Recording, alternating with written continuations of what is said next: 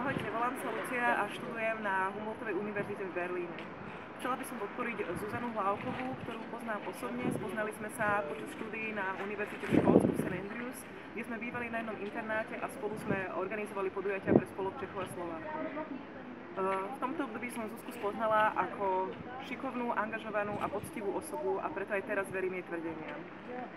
Chcem podporiť požiadavky jej aj Transparency International, aby sa prípad prešetril a aby sa zverejnili informácie, na ktoré majú občania právo nielen zo zákona, ale malo by to byť aj morálnou povinnosťou verejných predstaviteľov.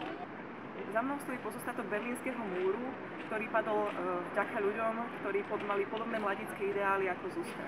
Preto si myslím, že stojí za pripomenutie, že ak niečo v štáte takto funguje a takto chodí, nemusí to znamenať, že sa to nikdy nezmení. Zuzka, sme s tebou.